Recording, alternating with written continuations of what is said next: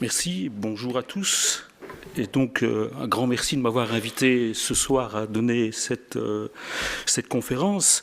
Évidemment, c'est l'anthropologie sociale et culturelle que je vais énoncer aujourd'hui, ce qui décale par rapport aux exposés précédents, mais je crois rentre en dialogue avec plusieurs exposés d'aujourd'hui.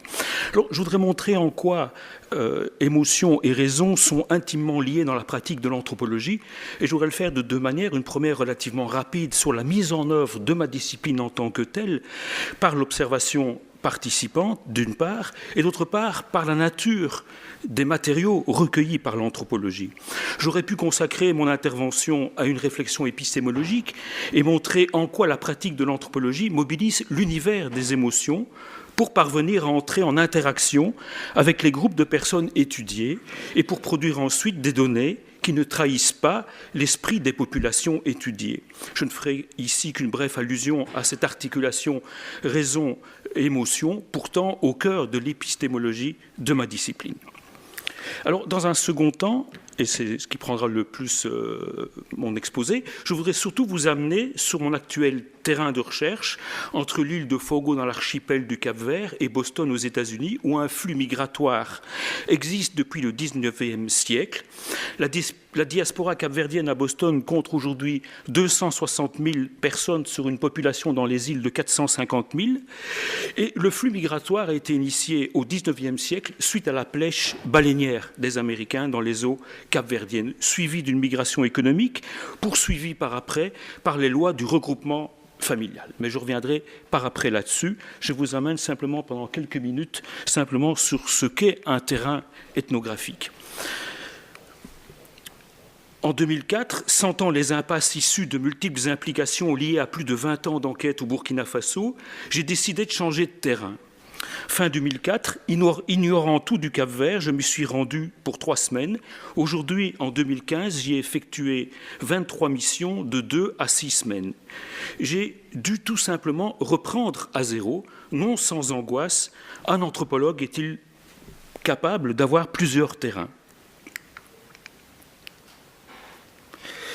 J'ai dû apprendre une autre langue, reconstruire des réseaux, mais surtout acquérir une familiarité dont je ne mesurais pas, sans avoir été au Cap-Vert, à quel point je l'avais incorporé au Burkina Faso. Je m'y sentais à l'aise, comme chez moi, en quelque sorte, sans parler de la langue, ni de la maison que je possédais dans ce village Mossi de Koulkinka, que vous voyez ici. Je comprenais finalement assez finement les codes, les implicites, le langage du corps, mais aussi les rituels verbaux et les pratiques sociales quotidiennes. La démarche de l'anthropologue est une ouverture qui porte sur l'irréductible et l'indéductible. Elle résiste à la schématisation théorique préalable, d'où se déduit un ensemble d'hypothèses que le chercheur chercherait à confirmer ou à infirmer dans sa confrontation au terrain, avec comme corollaire un processus interprétatif établi en fonction de cette construction théorique préalable. Comment cette démarche pourrait-elle être mise en œuvre dès lors que l'anthropologue ne connaît pas, a priori, ce qu'il va trouver sur le terrain? Il n'y a aucune possibilité mathématique ou de statistique pour anticiper un terrain anthropologique. À la différence, les données recueillies sur le terrain par l'anthropologue représentent la quintessence de l'apport scientifique mesuré à la qualité et au caractère inédit de ces données. Les données sont ici considérées pour elles-mêmes, pour ce qu'elles nous disent. Les données ne s'estompent pas devant une théorie qu'elles serviraient, une théorie qui brillerait alors de tous ses feux d'une clarté conceptuelle, dès lors que, comme une victoire, elle se serait émancipée des scories des fragments filandreux et souvent incohérents de la vie quotidienne, pourtant à la base de la démarche ethnographique. L'interprétation des données en anthropologie repose sur une expérience humaine incorporée par le chercheur de sa fréquentation dans la longue durée de personnes de son terrain, ce qui nous renvoie à la pratique de l'observation participante. François Laplantine parle à ce propos d'une attitude de réceptivité et de disponibilité extrême aux événements et aux situations. Peut-on parler de non-agir et d'interprétation?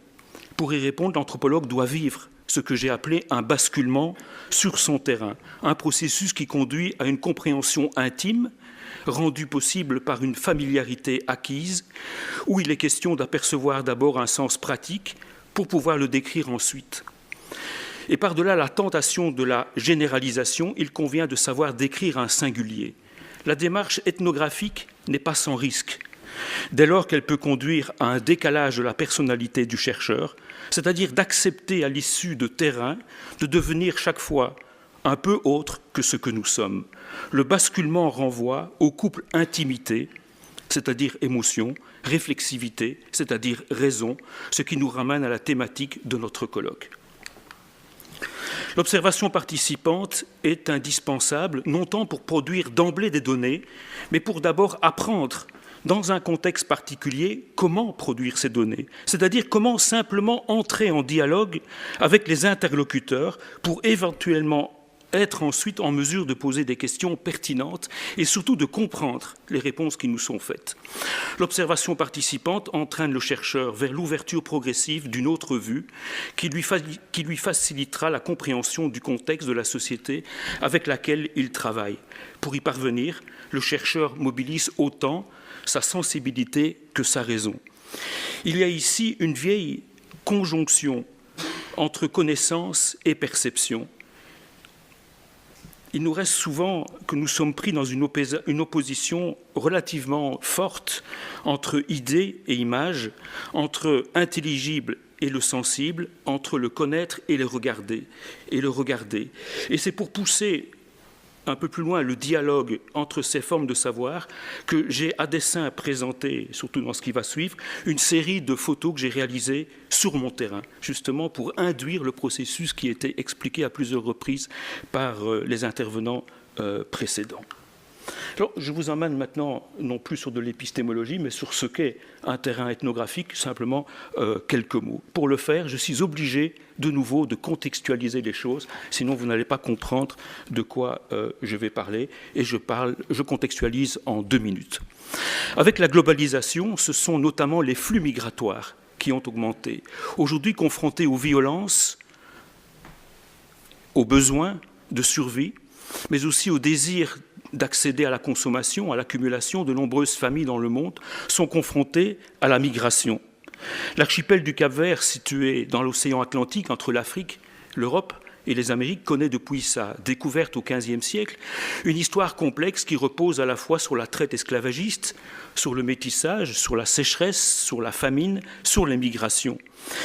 Étudier le Cap-Vert équivaut à porter son attention sur ce qu'est aujourd'hui la migration, sachant que ce pays de 450 000 habitants compte plus de 700 000 ressortissants en dehors du pays et qui forment la diaspora capverdienne répartie entre le Portugal, les USA, l'Italie, la Hollande, la France, le Luxembourg, l'Espagne, la Belgique, le Brésil et l'Argentine pour les pays les plus importants. À partir d'un terrain débuté en 2004, et donc de plus de 10 années, je propose de vous donner quelques éléments de ce que je propose d'appeler la famille à distance entre la ville de Moustérouche au Cap-Vert, vous avez une photo ici, et l'île de Fogo dans la banlieue sud de Boston aux États-Unis. Il est question d'un système qui accorde à la famille capverdienne confrontée à la migration, c'est-à-dire la grande majorité des familles capverdiennes, une plasticité telle qu'elle est en mesure de se mouler dans les lois du regroupement familial des pays d'accueil, afin d'optimaliser les chances pour les membres de cette famille de pouvoir migrer. Je ne vais pas aller plus loin dans ma démonstration, simplement regardez en pointillé ici, vous avez ce qu'est cette famille dispersée, cette famille éclatée, si vous voulez, cette famille à distance, et vous avez en grisé différent les 3 noyaux de cette famille, dispersés dans ce cas ici depuis 27 ans, restant de toute façon soudés depuis 27 années. C'est ce que je pourrais essayer de vous raconter. Je vous propose, sans aller dans les détails, simplement, vous allez voir, ça ne va pas être l'objet, c'est d'analyser cette famille à partir de quatre hypothèses. Alors, ces hypothèses sont reliées à la faveur de 5 relations, ce sont les flèches qui sont sur mon graphique. Ces hypothèses et ces relations forment un système qui indique comment. Ce système, je l'ai produit après 10 années de terrain, je ne l'ai pas produit a priori, je crois que vous avez compris, comment la famille capverdienne s'accorde avec les contraintes migratoires contemporaines, mais avec quelles conséquences sur la famille. Rapidement, un mot sur chacune de mes hypothèses, sans les démontrer, c'est l'objet d'un ouvrage qui va sortir dans quelques mois. Alors, la première hypothèse renvoie à deux contraintes externes. La première, la situation esclavagiste, importante dans le Cap-Vert, qui a comme effet majeur sur la famille capverdienne la marginalisation de l'homme noir en raison de la domination de l'homme blanc, notamment dans l'accès à la sexualité des femmes noires, ce qui va conduire à la situation de métissage. Deuxième contrainte externe, la situation migratoire, avec comme effet majeur sur la famille d'induire des séparations durables entre les personnes. La deuxième hypothèse est un système que j'ai appelé machi, vient du machisme, un système machi matricentré, un système au Cap-Vert où le père est absent, ne rentre pas dans les familles, peut avoir plusieurs femmes, parfois au même moment, pas d'union stable, avec une mère qui, elle, est le noyau de la famille, système matricentré, qui se sacrifie pour élever ses enfants, et donc avec une relation forte, mère-enfant. C'est donc, dans ce type de famille, la famille par filiation qui domine sur la famille par alliance, ce qui est assez particulier, et c'est pour ça que je suis parti travailler au Cap-Vert, étant spécialiste moi-même des systèmes de parenté. Alors la troisième hypothèse, c'est la souplesse de cette famille à distance. Cette souplesse vient d'une disponibilité au départ, en vertu de l'éducation, en vertu d'incroyables, je dirais, capacités qui poussent ces gens à saisir le moment opportun à partir. Disponibilité qui permet à ces personnes de se mouler dans les lois migratoires des pays d'accueil. Par exemple, dans l'île de Boa Vista, il faut, pour une maternité, il faut que deux femmes collaborent pour qu'une femme parte en migration en Italie, par exemple. Elle part, une autre femme, une grand-mère, une tante, va alors se charger de l'éducation de l'enfant dans l'île. Parce que là où elles vont travailler, ces femmes doivent être considérées comme célibataires, comme jeunes femmes, pour pouvoir accéder à ce type d'emploi. Ou par exemple, aux États-Unis, ce sont des lois, des mécanismes qui reposent sur des migrations beaucoup plus complexes de familles entières, mais qui demandent alors des stratégies matrimoniales extrêmement construites. La quatrième hypothèse et la dernière, qui sont reliées les unes aux autres, c'est l'hypothèse qui porte sur l'idée que les relations d'alliance, le mariage, si vous voulez, sont totalement dominés par les relations de filiation, en raison des dettes transgénérationnelles non acquittées, ou d'un principe éducatif qui crée des liens très forts, mère-enfant, très solides. Ces liens sont à la base, c'est l'hypothèse que je vais faire, de cette formidable liaison à distance de ces familles sur une longue durée. Je ne veux pas plus loin, c'est l'objet du livre que je vais sortir, ça fait plusieurs centaines de pages, donc j'ai résumé ça en 1 minute. Alors voilà le système ici.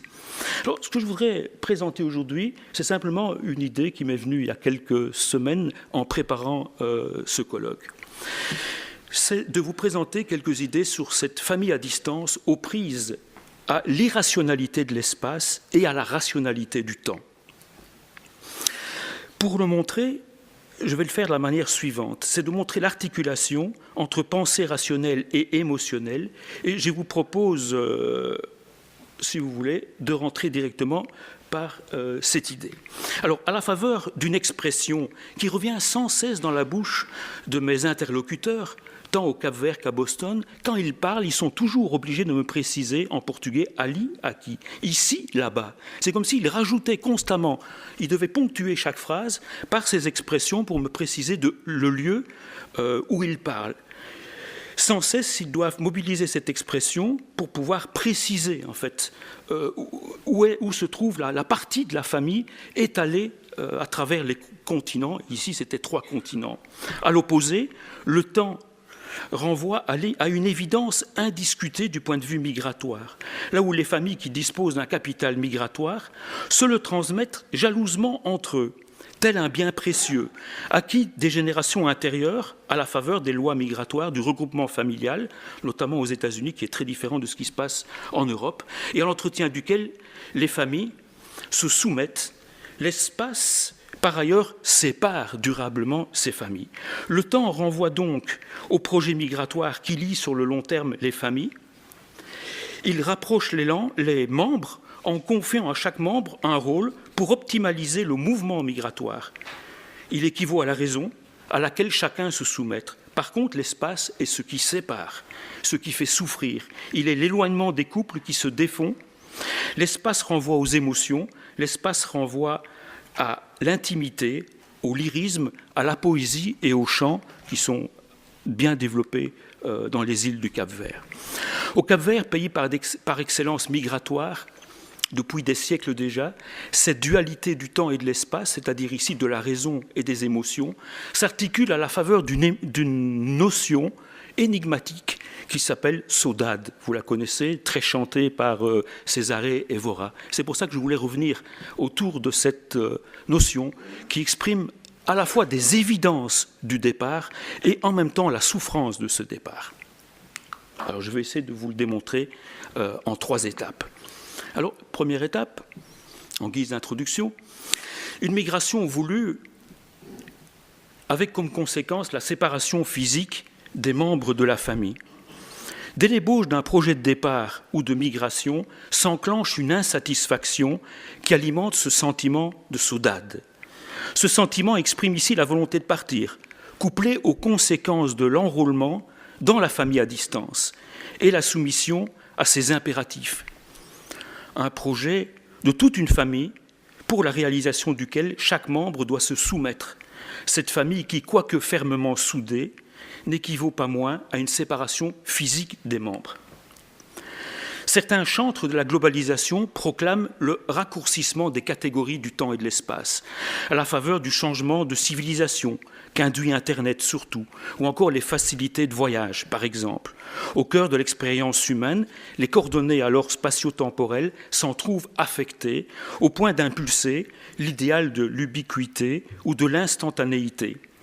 Les 6 américaines, comme il me plaît de les nommer, Google, Amazon, Microsoft, Facebook, Apple, Skype, y contribuent chacune à leur manière, en bouleversant depuis 2 décennies les relations des personnes connectées au monde.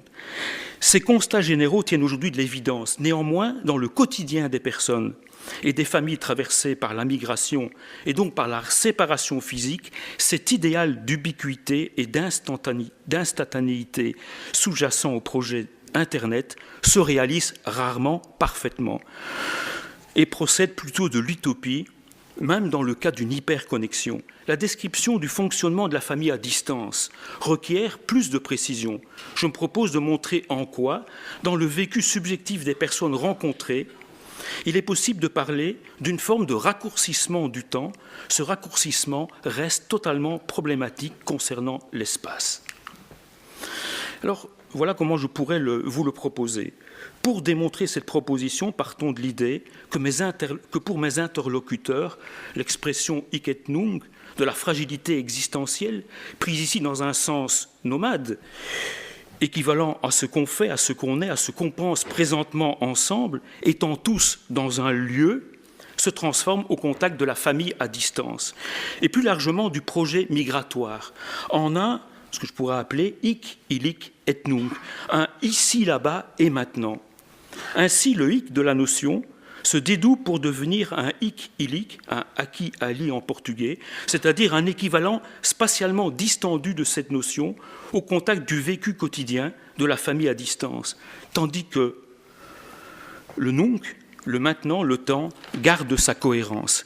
La première séquence de la notion, la spatialité, se désarticule donc en 2 adverbes de lieu, ici et là-bas, avec l'intention d'exprimer le dédoublement d'une réalité spatiale, tandis que la seconde séquence, le maintenant, renvoie à l'idée d'une unité temporelle, c'est-à-dire à un projet cohérent. J'en viens maintenant à quelques considérations concernant l'espace, vécu comme une contradiction, lorsque le hic se distend pour devenir un hic illic.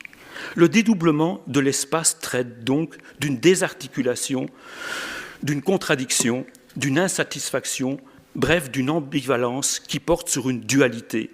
Cette notion de hic illic, maintes fois répétée par les Capverdiens que j'ai rencontrés sur mes terrains, approche au mieux de la nature de la famille à distance, dont les membres regroupés au sein de noyaux dispersés sont à la fois proches des uns et des autres, à la faveur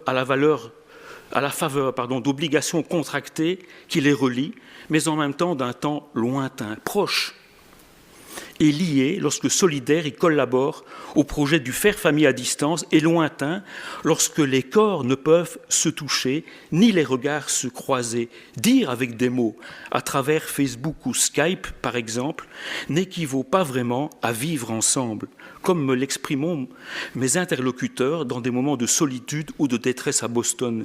Si nous restons psychiquement liés à nos parents par Skype, par Facebook, au loin, nos corps restent séparés.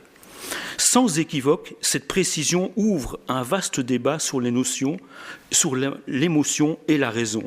À l'occasion de moments privilégiés, des migrants capverdiens de Boston me livreront quelques confidences. Pour ces hommes partis en laissant leurs femmes au pays, la sexualité devient, après quelques mois, et plus encore après quelques années, un problème crucial, et pour certains la principale préoccupation, une fois bien entendu les questions matérielles réglées. Il en est de même des femmes que j'ai rencontrées, les femmes seules qui vivent en Italie comme bonnes dans les familles nanties des grandes villes italiennes, où elles se retrouvent recluses, en fait, seules en général dans les chambres de bonnes. Ces quelques considérations poussent déjà à la prudence devant des généralisations hâtives portées à l'égard du potentiel d'ubiquité d'Internet. Une chose consiste à partager en parole et en images un repas Skype, par exemple, cuisiner chacun pour soi, là où on est, entre parents et enfants éparpillés de par le monde. Autre chose consiste pour un couple à gérer son intimité à distance dans la longue période. Si la relation virtuelle peut être intensément vécue, on peut tomber évidemment amoureux sur Internet, il demeure plus aisé de maintenir des relations à distance au sein de la famille par filiation, entre mère et enfant par exemple, c'est-à-dire entre grands-parents, entre parents, enfants ou entre la fratrie, qu'au sein d'une famille par alliance, là où par exemple la sexualité rentre en jeu entre les partenaires. Si Internet peut bien entendu entretenir le désir et une forme d'amour à distance, les relations sexuelles réelles demeurent impossibles. Dans la migration, c'est notamment la distance des corps qui ne peut plus se toucher qu'alimente la souffrance, particulièrement entre les conjoints. Cette souffrance se déroule malgré Internet et le fait de pouvoir se maintenir plus aisément informé à distance d'une vie quotidienne établie entre l'ici et le là-bas via Skype, le téléphone à bas-coûte, etc. Et je me souviens d'un couple séparé par l'océan, je connaissais les uns et les autres de chaque côté, qui se contactaient plusieurs fois par jour. L'épouse restait au Cap-Vert, s'informait quotidiennement des péripéties de la vie de son compagnon et de ses enfants. Elle demandait systématiquement quel habit porteraient les enfants, qu'est-ce qu'ils allaient manger, etc. Mais ces contacts fréquents n'apaisaient pas leur souffrance de la séparation aux uns et leurs autres, et leurs doutes liés à cette séparation. À bien y regarder, l'ubiquité présente des limites. Il convient d'établir une distinction entre l'ubiquité permise par Internet dans l'entretien de relations de filiation à distance, entre la mère et les enfants par exemple, et l'ubiquité établie d'emblée plus problématique concernant les relations inhérentes à la famille par alliance, les couples, par exemple, lorsqu'il est question de relations sexuelles. Autrement dit, Internet, par son prétendu don d'ubiquité, ne vainc pas la séparation inhérente à la migration, mais l'aménage différemment selon la nature des liens entre les membres d'une famille, valorisant la filiation au détriment de l'alliance. De cette distinction, il ressort que l'alliance s'accorde moins bien à la distance que la filiation.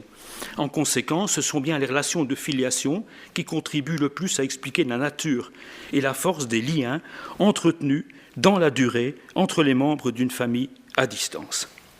Et j'en viens à cette deuxième idée, cette analyse maintenant du temps dans la migration et dans la famille à distance. À la différence de l'espace, aux prises à la dualité de l'ici et là-bas, je fais l'hypothèse concernant le temps d'une contemporanéité, c'est-à-dire d'une instantanéité entre les différents noyaux de la famille dispersée dans les différents continents, en raison du partage d'un même projet, d'un même présent, d'un même horizon temporel, lorsqu'ils sont engagés dans la collaboration de tous les membres de la famille à distance dans un projet à longue durée de migration. Ce projet, dont vous voyez ici la possibilité de le planifier de manière assez claire. Ce sont les lois du regroupement familial américaine. Donc vous les voyez ici catégorie par catégorie. Et vous avez surtout, dans les dernières colonnes, la durée permise pour le regroupement. Quand je vous disais qu'une famille met 27 ans pour se regrouper, ce n'est pas du tout quelque chose de fictif. C'est tout à fait plausible. Tu migres et tu sais qu'il faudra 2 générations pour se retrouver tous de l'autre côté. C'est très clair, c'est très net, et vous les voyez ici relativement bien présentés sur ce graphique. Et bien entendu, ça varie un peu chaque année. Alors, pour démontrer cette hypothèse, je propose de repartir de l'espace pour relever que dans la dualité spatiale, exprimée par les notions hic-ilique, ici là-bas, c'est-à-dire une désarticulation à la fois voulue et subie de l'espace, introduite dans la famille par la migration, s'exprime d'emblée une ambivalence, la saudade, qui façonne l'identité capverdienne et racontée par les poètes capverdiens dans leur musique et par la danse. Toutefois, la mise en chanson de la migration par ces artistes procède à une épuration de la souffrance, de la saudade, dès lors qu'ils la transfigurent et la glorifient.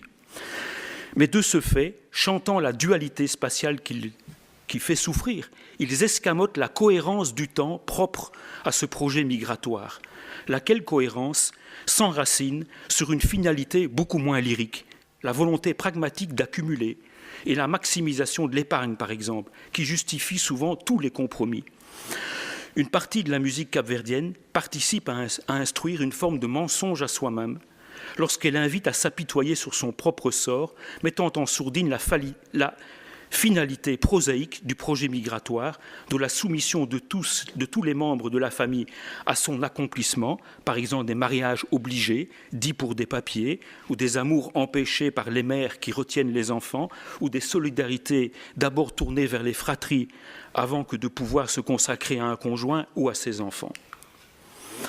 De ceci, je tire l'hypothèse que la famille à distance garde son unité à la faveur d'un enjeu temporel intériorisé par les uns et les autres. Cet enjeu est celui d'un projet migratoire pragmatique, cohérent, rationnel, planifié sur le long terme et à la réussite duquel tous les membres de la famille, comme par évidence, doivent se consacrer et se soumettre. Ceci étant précisé, revenons quelques instants sur la chanson capverdienne. La chanson suit un chemin différent de celui emprunté par la famille à distance. En effet, rien ne rapproche l'expression de la saudade, de la cohérence temporelle d'un projet migratoire, souvent pragmatique et rationnel, et tenu secret, et porté en quelque sorte au cœur de la famille par filiation. La saudade est notamment traitée par les poètes et les chanteurs lorsqu'ils décrivent la souffrance engendrée par la dualité spatiale. Cette souffrance chantée est plutôt celle des relations affectives, notamment celle liée à la famille par alliance, la séparation des amants par exemple. Lorsque ces relations se trouvent chahutées par la migration, à la différence, la poésie et les chanteurs se fait particulièrement discrète sur les conséquences de la soumission des personnes au projet migratoire.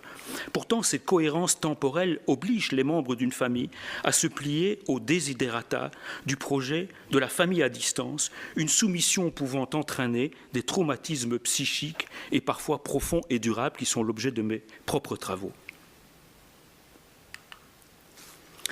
Inhérente au faire famille à distance, cette souffrance trouve sa source dans le mouvement centripète de la filiation, c'est-à-dire dans une volonté de faire famille entre soi et de retenir à l'excès ses membres, une famille incestuelle, repliée sur elle-même.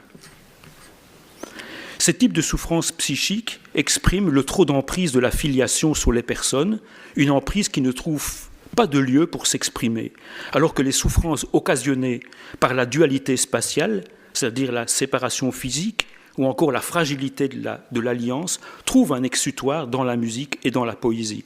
Soyons sans ambiguïté, la dualité spatiale provoque autant de souffrance que la soumission des personnes à la cohérence temporelle d'un projet migratoire familial.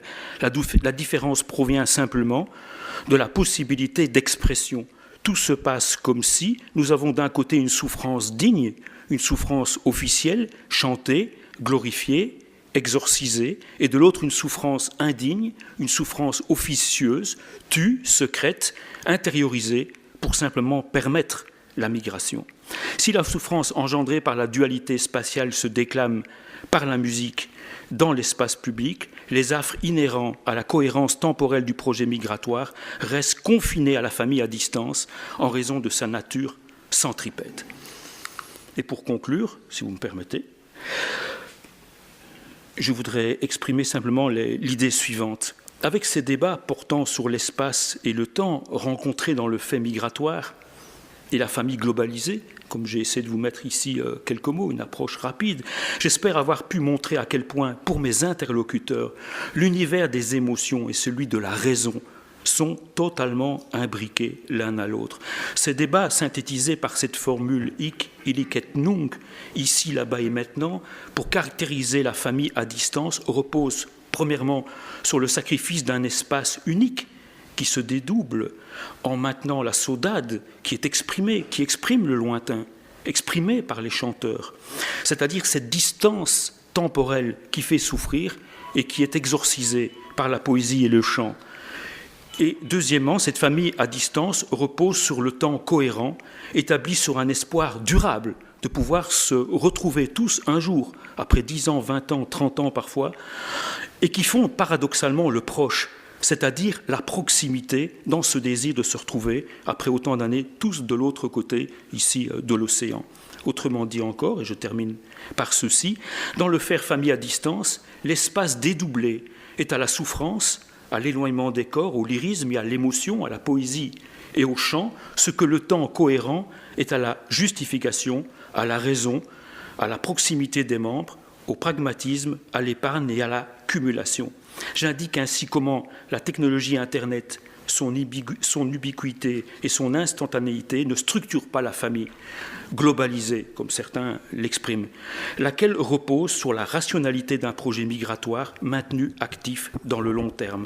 À l'issue de cette discussion, dans sa confrontation au temps, ici la raison d'un projet cohérent et à l'espace la souffrance de la séparation physique des corps, le sensible, le vécu quotidien de la famille globalisée peut se résumer comme étant une articulation entre le proche et le lointain, c'est-à-dire l'émotion et la raison. Je vous remercie pour votre attention.